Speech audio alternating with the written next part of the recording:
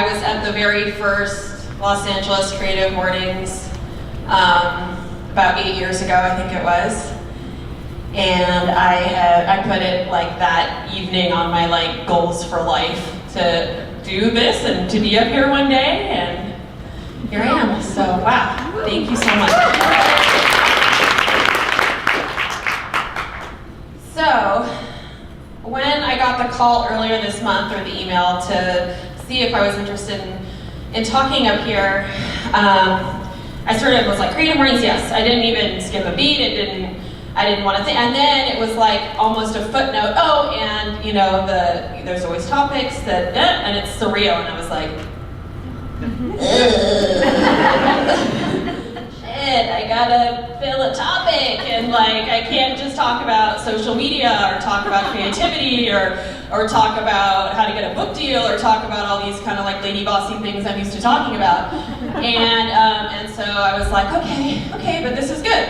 I'm gonna say yes, because this is gonna push me outside my comfort zone and push me to talk about something I'm not used to talking about, and see how it goes. So this is me pushing myself outside my comfort zone.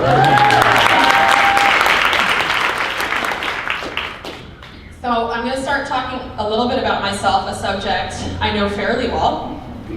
I grew up in Berkeley, California, to a multi-culti family, a very good-looking family. And actually my parents are here right now, sitting over there on that sofa. It's adding to pushing me outside my comfort zone doing this in front of them, but it's all good and it's all love. So I grew up in Berkeley, California, and we grew up in a very, very creative household. Not necessarily creative because my parents were artists. They're actually both developmental psychologists, so I'm very well adjusted. But creative because they really, I think, encouraged and just allowed us to do our thing. And having that freedom to experiment and to just be ourselves and to see what that meant, I think was hugely instrumental in me being where I am today, and my sibs are doing all right too, so so I think that worked out. One of the things about growing up as the child of developmental psychologists is that if you have an ailment of any kind, it's not just physical. It is also emotional and psychological. So like if you have, oh, my tummy hurts, it's not just that you ate something funky or that you have diarrhea, you're holding on to something that you need to let go of. So like, what are you holding on to? You know, and the same with a headache or a backache. Oh, you're carrying a load. What load do you need to unload? So when I was a teenager, you could probably imagine how annoying that was. I just want ibuprofen. You know, I don't want to know that I need to unload some of my emotional angst or whatever else. I just want some medicine.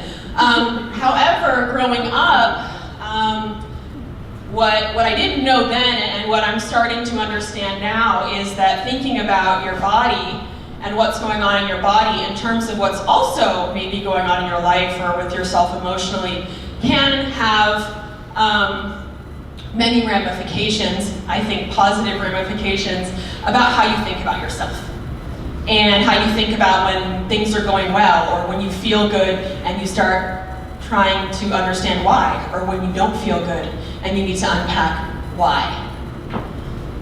So that was my childhood. And we traveled a lot.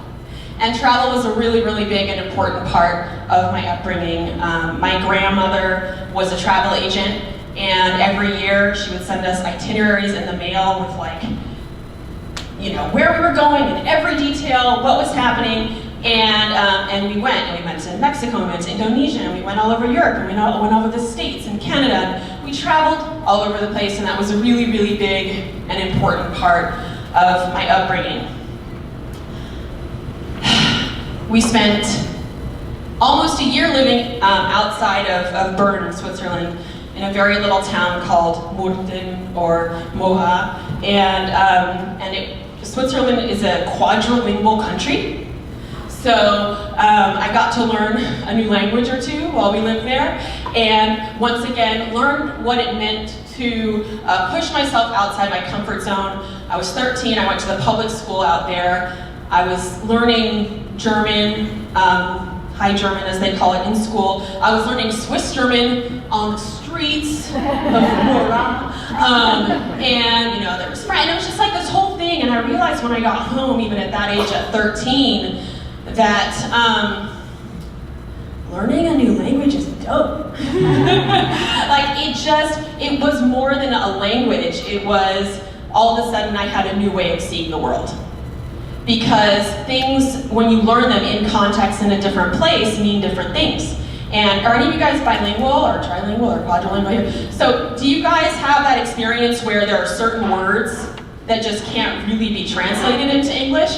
And you might be like, well, it means, and you kind of try and create some kind of parallel about what it means in English or whatever the other languages that you're trying to make it mean something in. And then you know that there's just no way the person that you're trying to talk to about this thing is going to fully understand it the way that you do. And that was a really special thing for me to learn. After high school, I moved here to Los Angeles. And Los Angeles, in my mind's eye, I had like one of those pointer things here, so I'm like, Los Angeles. I don't have one of those things. And I came down to go to UCLA. I studied world arts and cultures, and I spent my year abroad in Italy, which would then become the next place that would sort of be a very formative time for me. I actually spent 7 years in Italy and studied design, drank a lot of wine, ate a lot of pasta, had a lot of Italian boyfriends until I had my fill, and then I came back to the States. That's my life in a nutshell, up until about 10 years ago, when I moved back to Los Angeles and started my blog that would eventually turn into my brand, which is Jungle. Thank you. I'm like, can you guys do that again? That makes me feel good.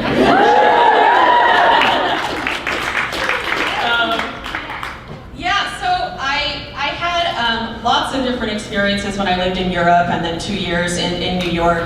And I sort of I was a creative Jill of all trades, so you could pretty much hire me to figure anything out in the creative sphere, whether it was decorating a house or styling an outfit or designing a website. And I was just like, yeah, I'll figure that. And once I started documenting these things on my blog, I think my personal style really started to come into focus. And that's kind of where all this stuff came from. So I was only supposed to spend 2 or 3 minutes talking about myself, and I'm supposed to spend the rest of the time talking about surrealism. So again, pushing myself. So this is what it said on the Creative Mornings website about surrealism. Surrealists sought to break free from the shackles of the rational mind and dive into the deep end of the unconscious. Oh, shit. I think one of my issues with this topic is that you scratch the surface of it and you're like, because it's so deep, right? It's like, oh my God, like you can't talk about surrealism without getting super, super deep, super fast. And how do you get super deep, super fast?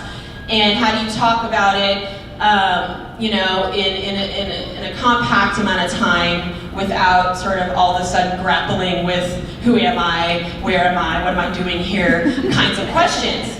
And so it was like totally freaking me out. And so I took a deep breath and I said, okay, I don't have to give a history of surrealism. I don't have to, break down all my favorite surrealist artists. But what I do want to do is think about my favorite artists or people who I feel have greatly impacted my life, surrealist and otherwise, or we identify them, we as surrealists, But I was like, let me just start there and see what happens. So I pulled together some artists who I feel greatly affected my career and my person. And so I just started by kind of looking and seeing, what do all these people have in common? And one of the things I felt like they all have in common is an unwillingness to be defined in one way. So I feel, many of the people who are pictured here, Josephine Baker, Charles and Ray Eames, George O'Keeffe, Frida Kahlo, Prince, and Alexander Gerard, all sort of were artists in this sort of like big way. They could do a million different things in that sphere. Prince played like 145 instruments,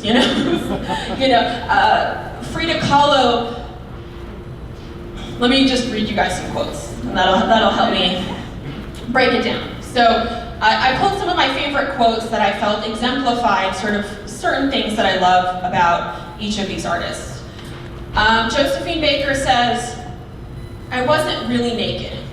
I simply didn't have clothes on." Charles Eames said, "The most important thing is that you love what you're doing, and the second, that you are not afraid of where your next idea will lead." George O'Keeffe, "I know that most people are so closely concerned with themselves that they're not aware of their own individuality. I can see myself, and it has helped me to say what I want to say in paint. I can see myself." Frida Kahlo, "I am my own muse. I am the subject I know best, the subject I want to know better." Prince, "My only competition is me in the past." That's from his song "Don't Play Me," one of my favorites. Don't play me. Alexander Gerard, "I'm a reasonable and a sane functionalist, tempered by irrational frivolity." I love him so much. So, here we're going to take a deep dive. We're going to go for a swim, you guys. So when I was thinking about these artists and what they all had in common, I think it really is about the fact that they were unwilling to be defined in one way, whether it was racial identity, sexual identity, artistic identity, and they all really brought themselves, their whole selves. And that was my aha moment for this talk. So, regardless of whether we coin these artists as surrealist artists or other kinds of artists, what they all brought to the table, I believe, was an integration of their unconscious mind and their conscious mind. And I can relate to that. Because one of the things that I've noticed over the course of my career and growing and doing what I do is that the more of myself that I'm able to inject into my work, somehow, the better it is. And so, what does that mean, injecting yourself into your work? Well, I think a lot about the differences between originality and authenticity. So, this idea that we as artists always are striving to be original, I think, is a setup and a scam. And don't fall for it. Because I think it's really about figuring out who you are and bringing as much of that out as you possibly can. And that's the closest thing we can do to be original, is just find whatever is most deep inside ourselves. And what's not deep inside ourselves, what's closer to the surface. And bring those things together and bring them out. And so, on computer, Jay, there we go. So we can think about our identity in a myriad of ways. I mean, I listed a few things here, but But ultimately, these lists are sort of infinite, and in my mind there's kind of two different ways of looking at it. There are these sort of essential things that make up who we are, right? Our roots, our environment, our training, our education, our language, like I mentioned earlier, our conscious mind, our unconscious mind, and those are things that in some way we can kind of wrap our brains around, like, oh, I'm from Berkeley, I'm black and Jewish, I'm bluish. Like, these are things that are easy for me to identify with and say concretely, I am this. But then on the other side of the spectrum, there are all these things that are equally, if not more, real, which is that we're constantly reinventing ourselves, constantly, in every moment. And if that's the case, then how is who I am or what I think I am so essential all of a sudden? And I think these are the things that a lot of these artists were using their art to figure out and play with. Ultimately, who am I? Who are you? Who are we? And what the fuck are we doing here? So, one of the other things Lindsay asked me to talk about today was some takeaways, right? Like, okay, that's all well and good. Yes, we have a subconscious mind, we have a conscious mind, and if we can bring that forward into our work, it's gonna be good and more original.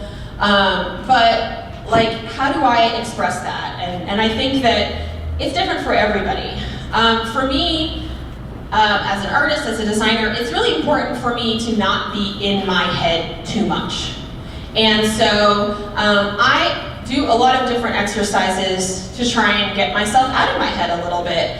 And one of them is, can I play a movie on this? Yes, okay, cool. Is doing these single line drawings. And the reason why I love doing these single line drawings is because you really have to keep the pen moving all the time.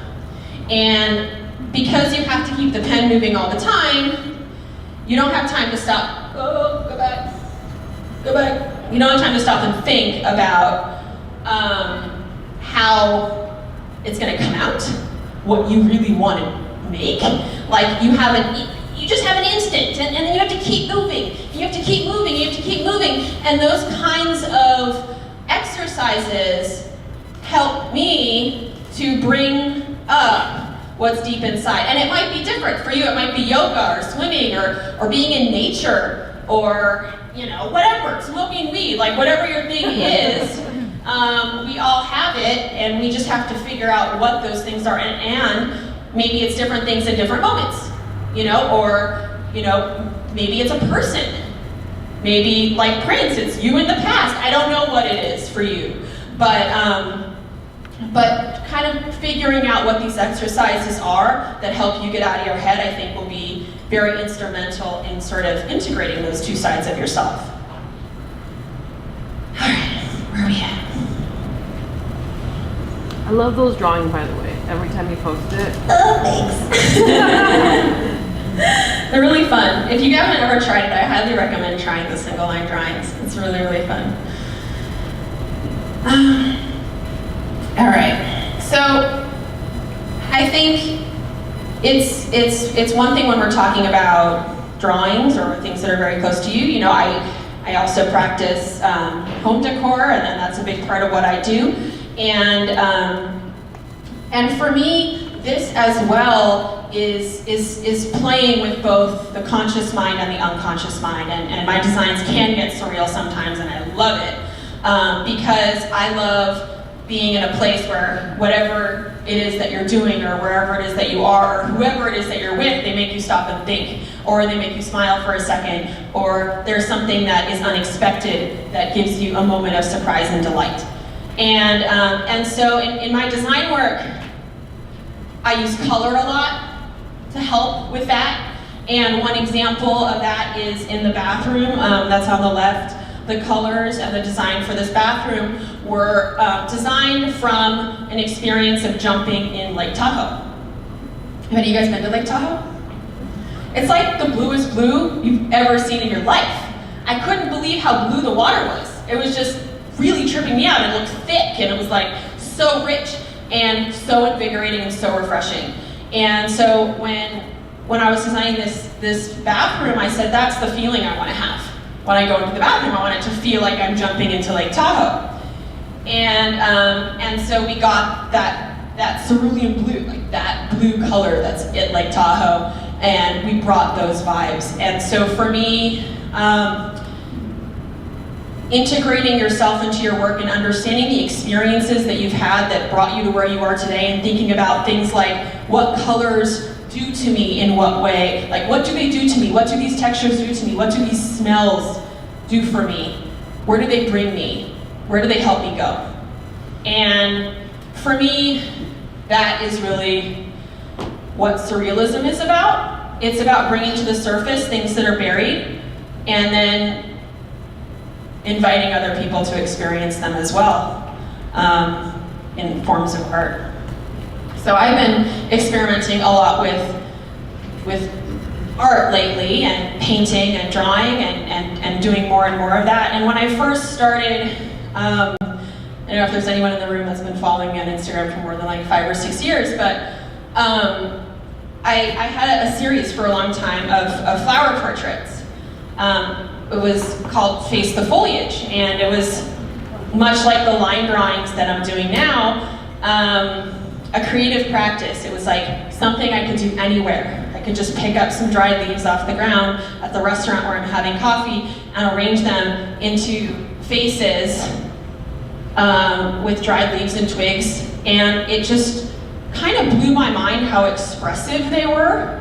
Just the turn of a leaf ever so slightly to the left, and all of a sudden, like, she's confused, or an eyebrow goes up and she's like side-eyeing you. And I just had so much fun with how just the tiniest movement, or even a little rustle of wind would go by and the face would be like, and so just playing with that, and that was an exercise that I did for a really long time, and then I got tired of it. And so, you know, much to the chagrin of many of my Instagram followers, are like, you never do these anymore, and I'm like, yeah, let's just, because I'm not into it right now, you know, and that, I think, harkens back to my childhood, and my parents allowing me to feel free to do what I want to do. And that has been so important for me in getting to where I am, because I don't want to feel held at gunpoint to do Face the Foliage if I don't want to do Face the Foliage. I want to be able to grow. I want to be able to experiment. I want to be able to change. And I allow myself to. And I think that has been a huge, huge asset. So allowing yourself the freedom to constantly change and explore. And I also strongly, strongly believe that the artists in this earlier slide all had a similar philosophy. If you look at their CVs, it's like they made music, and they made movies, and they made chairs, and they painted, and their whole world was like an art project. And I think that's how I want to live. I want my whole world to be an art project. I want my whole world to be an expression of who I'm learning to be, or who I'm learning I am. And so I would like to close today with a quote from one of my favorite surrealist books, Alice in Wonderland. "Who are you?" said the caterpillar. This was not an encouraging opening for a conversation. Alice replied rather shyly, I hardly know, sir, just at present. At least, I know who I was when I got up this morning, but I think I must have been changed several times since then. Let's go.